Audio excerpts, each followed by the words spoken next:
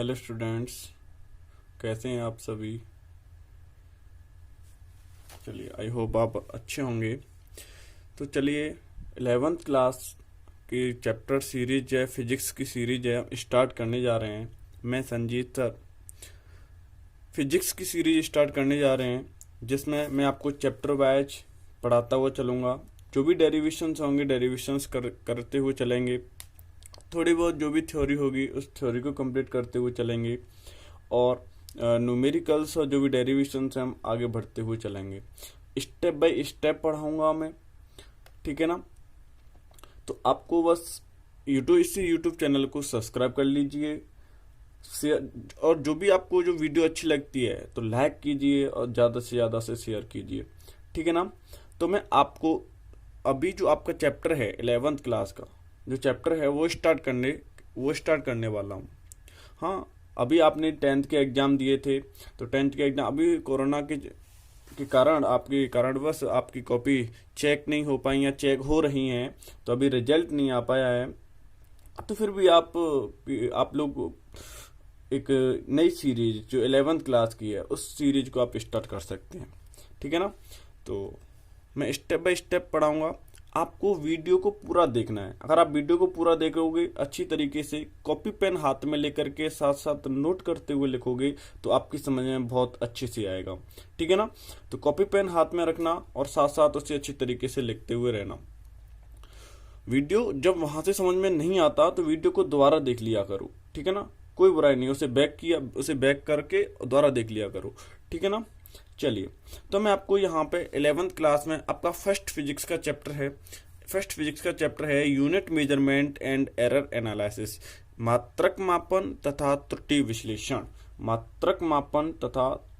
विश्लेषण। पहला चैप्टर है, इसको पढ़ने वाले हैं हम। तो इसमें वीडियो को पूरा देखा करो। वीडियो पूरा देखोगे तभी अच्छे से समझ में आएगा, ठीक है ना। तो इसमें मैं आपको पढ़ाने के लिए जा रहा हूँ। जो भी मैं हेडिंग लिख दिया करूँ, मुंह से बोलता हूँ, जो भी बात अच्छी लगती है उसको आप नोट कर लिया करो, ठीक है ना।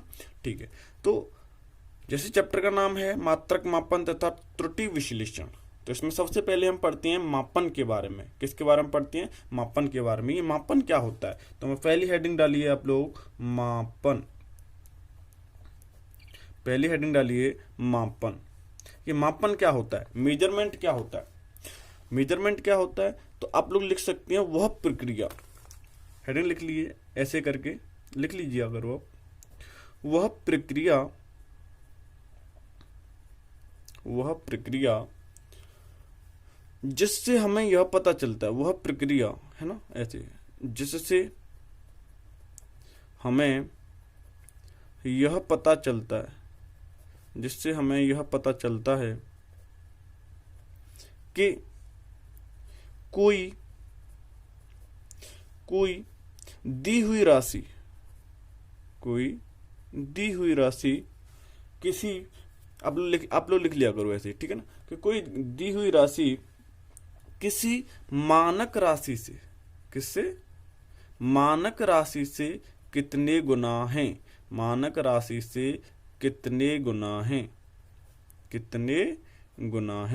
मापन कहलाता है। क्या कहलाता है? मापन कहलाता है, ठीक है ना। क्या कहलाता है? मापन कहलाता है, मेजरमेंट कहलाता है। मापन को मापने के लिए हमें दो चीजों की आवश्यकता होती है। जैसे कोई एक एग्जांपल लेते हैं हम लोग एग्जांपल लेते हैं, जैसे कि मेरा घर स्कूल से 2 किलोमीटर दूर है। 2 किलोमीटर लिखना, ऐसे हिंदी में लिख लो, 2 किलोमीटर दूर है। मैंने ऐसे लिख लिया, 2 किलोमीटर दूर है। चलिए, अब दो चीजें कौन कौन सी हैं इसके अंतर्गत, उस चीज को समझने की कोशिश करते हैं। देखिए, मेरा घर स्कूल से 2 किलोमीटर दूर है। अगर मैं क्या करूं, इसमें से 2 को क्या कर देता हूं, हटा देता हूं। अब मैंने 2 हटा दिया। अब मैं पढ़ूं मेरा घर स्कूल से किलोमीटर दूर है। बताओ, क्या इसमें कोई सेंसिबल बात आई? नहीं आई। अच्छा, चलो अब इसको 2 को लिखे रहने देते हैं, अब किलोमीटर को हटा देते हैं, अब किलोमीटर को हटा देते हैं। तो अब पढ़ के देखो, मेरा घर स्कूल से 2 दूर है। अरे ये तो बात नॉनसेंस हो गई। इसका मतलब हमें मापन के लिए किन चीजों की आवश्यकता हो रही है? हमें मापन के लिए एक तो वो आंकिक मान है उसकी, और जो उसका दूसरा वो जो उसकी जो यूनिट है उसकी, 2 चीजों की आवश्यकता हो रही है कि नहीं हो रही है? तो मापन के लिए 2 बातों का होना बहुत जरूरी है। मापन के लिए 2 बातों का होना बहुत जरूरी है। वो कौन कौन सी हैं? तो लिख लेते हैं। पहली लिख लेते हैं। पहली हेडिंग है इसकी कौन सी?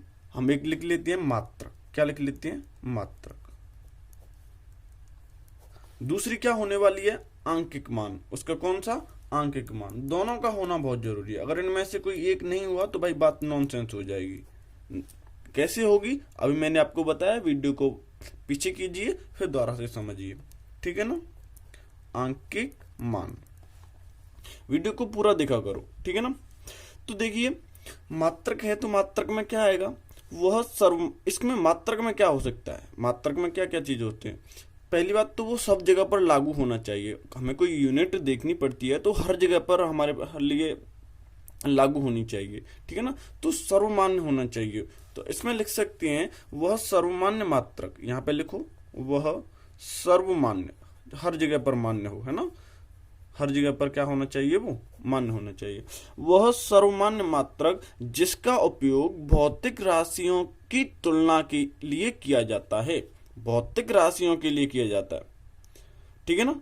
उसे हम क्या कहते हैं? भौतिक राशि का मात्रक कहते हैं। जो भौतिक राशियां हैं उनका कंपैरिजन करने के लिए जो किया जाता है उसे क्या कहते हैं हम लोग?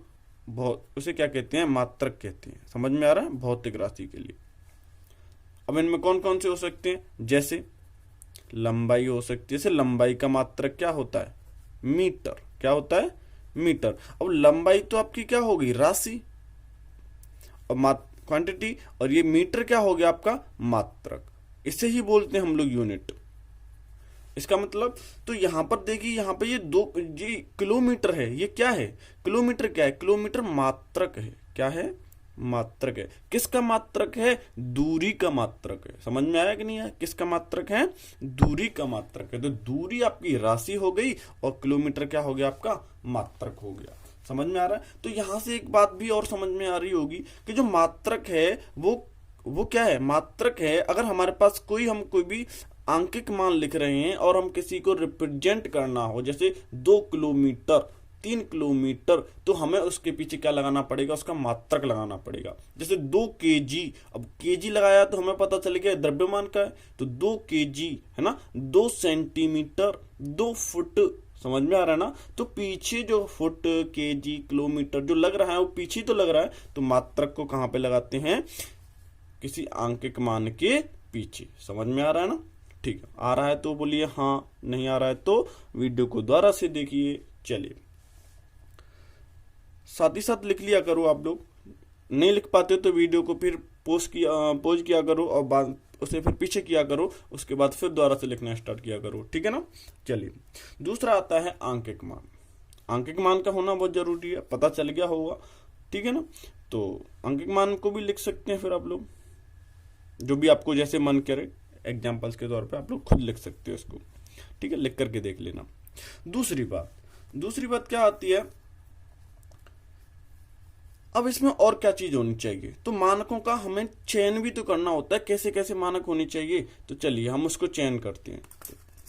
तो हम इसमें लिख सकते हैं मानक का चयन। मानक का चयन। अब मानक का चयन करेंगे तो मानक के चयन के लिए नंबर फर्स्ट, पहली बात क्या होनी चाहिए?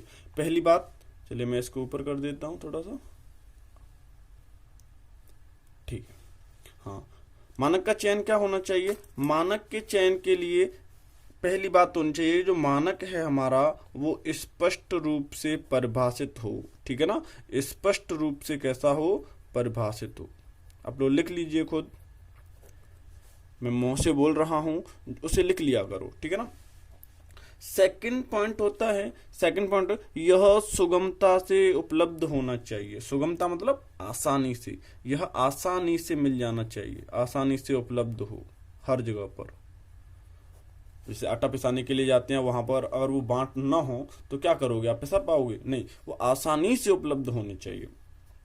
सुविधाजनक, और उनका जो आकार है सुविधाजनक होना चाहिए। ऐसा नहीं है कि 5 किलो का कोई ऐसा टेढ़ा मेढ़ा पत्थर ले आए या फिर कोई वैसे ही उठा लाए, ठीक है ना। तो कहने का मतलब सुविधाजनक भी, सुविधाजनक आकार का भी होना चाहिए। उसका आकार भी कैसा होना चाहिए, अच्छा होना चाहिए आकार, ठीक है ना। अच्छा, एक और चीज खास बात क्या है, समय के साथ बदले ना, ठीक है ना। समय और स्थान, स्थान भी ले लेते हैं। समय और स्थान, स्थान के सापेक्ष कैसा होना चाहिए, वो स्थिर, स्थिर होना चाहिए। अगर समय के साथ और स्थान के साथ बदल जाएगा तो फिर वो मात्रक नहीं कहलाएगा, ठीक है ना। समझ में आ रहा है। ये आपके कुछ पॉइंट्स हैं, ये आपको लिख ले, जो मैं बोला है उसी तरीके से आप लोग लिख लेना उसको, ठीक है ना। चलिए, अब बात आती है मूल राशि। क्या आती है, मूल राशि और व्युत्पन्न राशि और उनके मात्रक। समझ में आ रहा है। चलिए, तो मैं यहां पे लिख देता हूं। अगली बात क्या आती है आपकी, मूल राशि।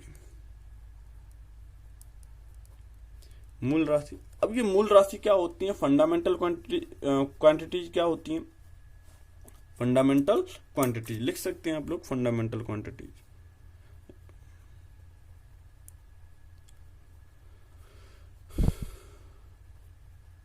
फंडामेंटल क्वांटिटी, तो फंडामेंटल क्वांटिटी इसका मतलब क्या है, ऐसी राशियां, ऐसी राशियां जिनको दूसरे रूप में परिवर्तित नहीं किया जा सकता हो, ऐसी राशियां जिनको दूसरे रूप में परिवर्तित न किया जा सकता हो, परिवर्तित या दूसरों से प्राप्त न किया जा सकता हो, ऐसे कर सकते हैं। परिवर्तित तो किया जा सकता है, सॉरी, ऐसे करें, दूसरों से प्राप्त न हो, ऐसी राशियां जो दूसरों से प्राप्त न हो, दूसरों से प्राप्त न हो, तो उनको क्या कहते हैं, मूल राशियां। अब जैसे लंबाई है, लंबाई का मात्रक क्या होता है, मीटर और किलोमीटर, वो अलग है, अलग अलग पद्धतियों में अलग अलग होता है। अगर देखा जाए तो लंबाई है, तो लंबाई की जगह पर बताओ क्या लोगे, लंबाई, दूरी, सब ये राशि है, तो इसकी जगह क्या ले, कुछ भी नहीं ले सकते आप लोग। तो ये जो मूल राशियां हैं जो दूसरों से प्राप्त नहीं होती कहीं से, ठीक है ना, इन मूल राशियों के जरिए से जो राशियां बनाई जाती हैं उन्हें हम कहते हैं व्युत्पन्न राशियां। क्या कहते हैं उन्हें, व्युत्पन्न राशियां। समझ में आ रहा है। व्युत्पन्न राशियां ऐसी राशियां जो मूल राशियों से बनाई जाती हैं, उन्हें हम कहते हैं व्युत्पन्न राशियां। अब मूल राशियों से व्युत्पन्न राशियां तो बहुत सारी बनाई जा सकती हैं, तो बात यह है कि मूल राशियां कितनी होती हैं, तो आपकी मूल राशियां होती हैं 7। कितनी होती हैं, 7। मैं आपको बारी बारी से बताता हुआ चलूंगा। मूल राशियां होती हैं आपकी 7। कौन कौन सी होती हैं अभी बता रहा हूं। व्युत्पन्न राशियां जो मूल राशियों से बनती हैं, ठीक है। एक और बात, यहां पे एक और बात समझिए आप लोग। एक और बात क्या है कि जो आपकी मापन की पद्धतियां हैं, मापन की कौन सी, ऐसे लिख सकते हैं, मापन की पद्धतियां। मापन की पद्धतियां हैं, तो मापन की पद्धतियां कितनी होती हैं बताइए। मापन की पद्धतियां हैं 3 पद्धतियां, बताइए। पहली कौन सी है, MKS। समझ में आ रहा है ना, MKS है ना, मीटर किलोग्राम सेकंड। अच्छा, दूसरी कौन सी है, CGS है ना। अच्छा, तीसरी कौन सी है, FPS है कि नहीं है। अब देखो, ये सारी की सारी हैं, जो मीटर है, सेंटीमीटर है, फुट है, ये सारी की सारी किसकी हैं, लंबाई की, दूरी की, ठीक है ना। ये दूरी के मात्रक हैं सारे के सारे, और ये हमारे द्रव्यमान के मात्रक हैं। किसके मात्रक हैं, द्रव्यमान के मात्रक हैं। और समय का मात्रक तीनों में एक ही होता है, क्या होता है, सेकंड। ध्यान रखना इस चीज का। तो पद्धतियों में अगर हम बात करें, दिख रहा है, चलिए, पद्धतियों में अगर हम बात करें तो तीनों पद्धतियों में कौन सेम रहता है, तो तीनों पद्धतियों में समय का मात्रक सेम रहता है। समझ में आ रहा है, याद रखना इस चीज को, ठीक है, अब बात करते हैं कि वो मूल राशियां हैं, जो मूल राशियां हैं वो कौन कौन सी होती हैं, उनको हम पढ़ते हैं। ठीक है ना, चलिए यहां पे लिखते हैं मूल राशियां। मूल राशियां, तो मूल राशियों में सबसे पहले हेडिंग बनाते हैं हम लोग। सबसे पहले हेडिंग बनाओ मीटर, मीटर नहीं सॉरी, मूल राशियां, मूल, एक मिनट, मूल राशियां लिखनी है। तो मूल राशियां लंबाई एक हो गई, दूसरी क्या हो गई द्रव्यमान, तीसरी क्या हो गई आपकी समय, ठीक है ना, और अगली क्या हो गई धारा, धारा का मात्रा क्या होता है एम्पियर, ठीक है ना, वैद्युत धारा ऐसे लिख सकते हैं हम लोग यहाँ पे, वैद्युत धारा अच्छे से लिख लेना उसे, वैद्युत धारा। अगली क्या हो गई आपका ताप, क्या हो गया आपका ताप, ताप भी तो होता है ना, ताप, ताप का मात्रक, ठीक है ना। ऐसे ही आपका एक और होता है, और क्या होता है जो मोल होते हैं, जो मोलरता में नापते हैं, मोलरता का मात्रक ग्राम अणु द्रव्यमान होता है वो, ठीक है ना। एक और कौन सा रह गया आपका, मीटर हो गया, मीटर, किलोग्राम, समय, विद्युत धारा, ताप, मोल, और एक वो जो तीव्रता, तीव्रता का मात्रक जो कैंडेला होता है, इंटेंसिटी का, ठीक है ना।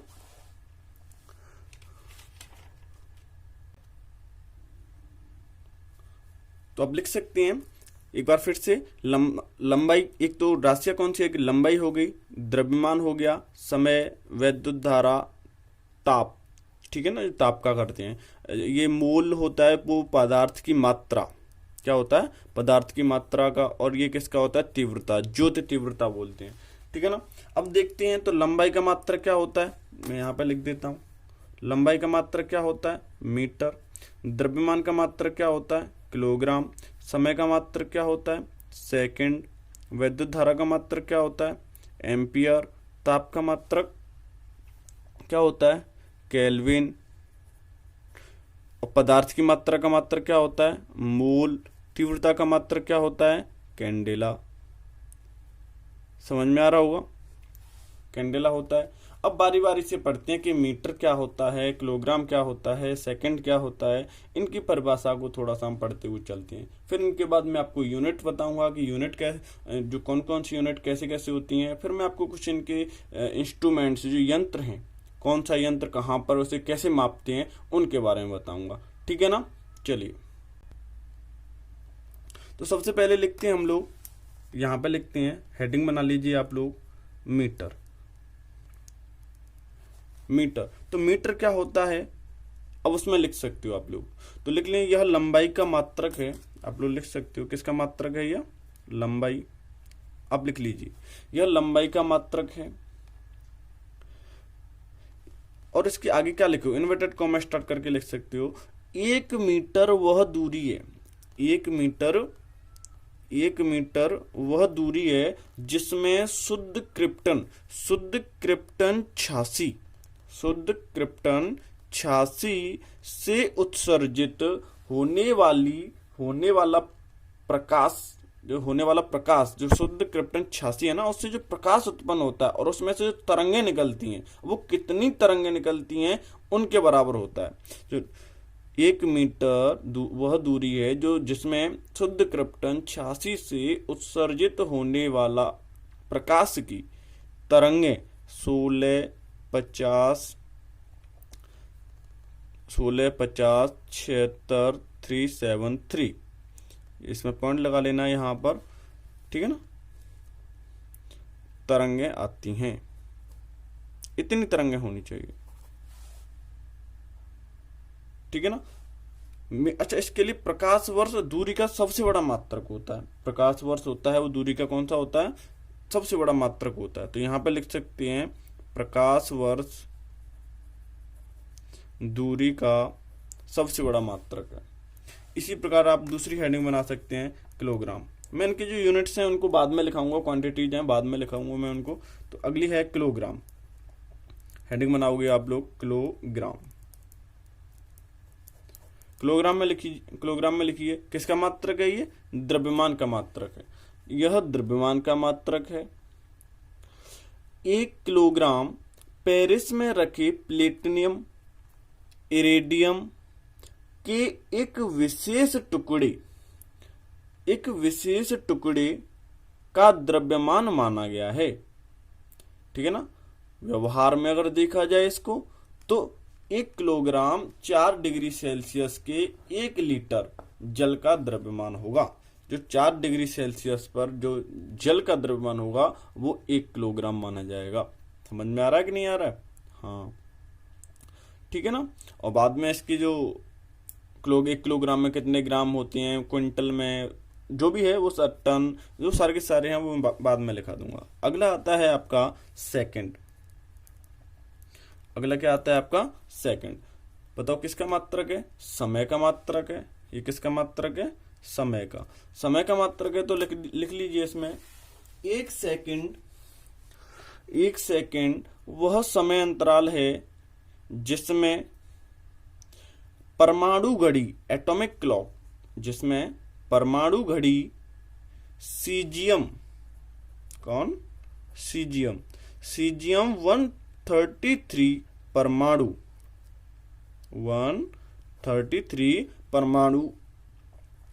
9192 91 63 770 कंपन करता है। क्या करता है, कंपन करता है। ठीक है ना। तो 91 92 63 770 ऐसे याद कर लेना है। 91 92 63 अच्छा बीच में 91 92 63 1770 ऐसे करना, एक रह गया इसमें। 91 92 63 1770 कंपन करता है। अच्छा इसके अंदर पॉइंट नहीं आता, क्यों? कंपन पूरे होंगे, पॉइंटों में कोई कंपन नहीं होता। समझ में आ रहा नहीं आ रहा? हाँ ठीक है। आगे लिखते हैं एम्पियर। 1 एम्पियर, देखिए 1 एम्पियर की परिभाषा दीजिए। ये अपने आप में एक परिभाषा भी होती है तो आपको इसको याद होना चाहिए, ये तो याद होनी चाहिए आपको। तो ये किसके होता है, ये वैद्युत धारा का मात्रक। किसका होता है, वैद्युत धारा का मात्रक। तो वैद्युत धारा का मात्रक क्या होता है, लिख लीजिए आप लोग, एम्पियर होता है। ठीक है, अब ये 1 एम्पियर क्या होता है उस चीज को लिखिए। 1 एम्पियर यहां पे लिख सकते हो आप लोग, 1 एम्पियर विद्युत धारा वह धारा है। 1 एम्पियर विद्युत धारा वह धारा है जो कि निर्वात में 1 मीटर की दूरी पर, स्थित सीधे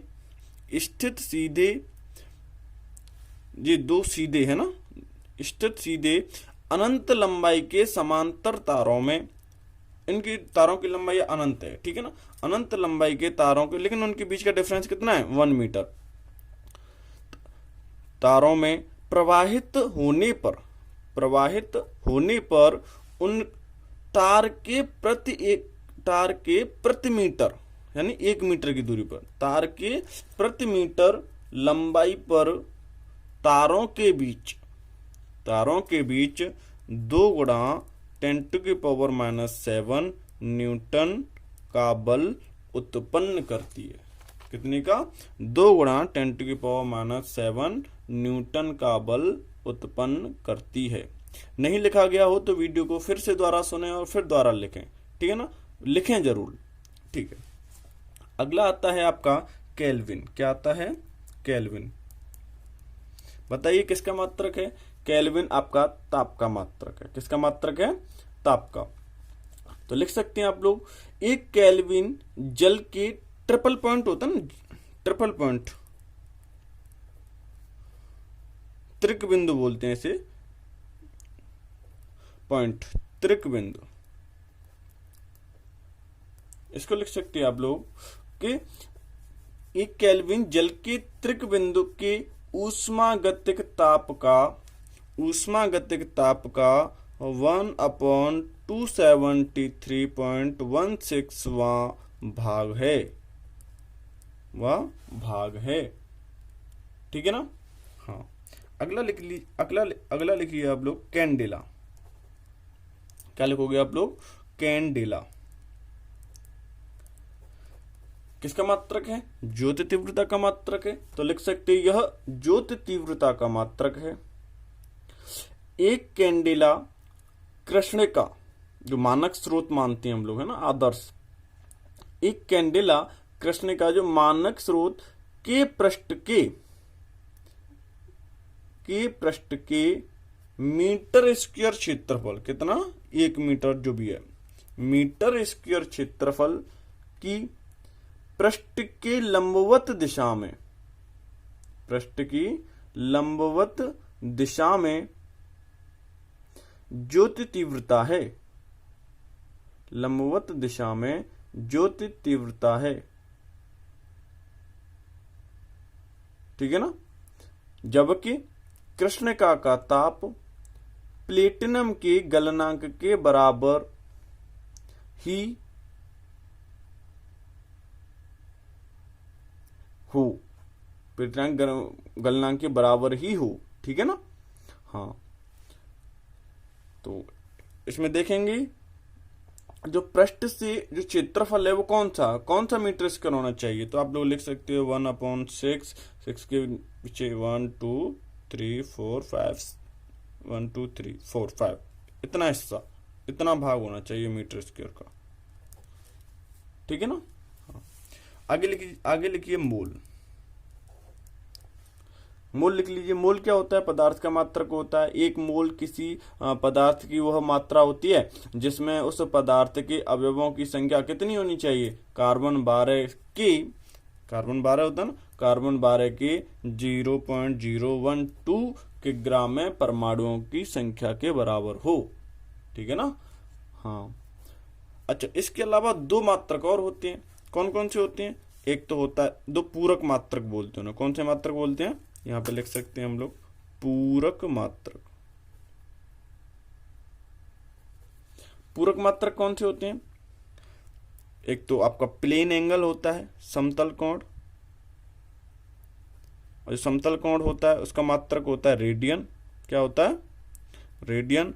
और जो एक किसी वस्तु द्वारा जो कोण बनता है, ठीक है ना, उसे हम क्या कहते हैं? घन कोण। क्या कहते हैं? घन कोण। ठीक है ना। या इसको बोल सकते हैं स्टेरेडियन।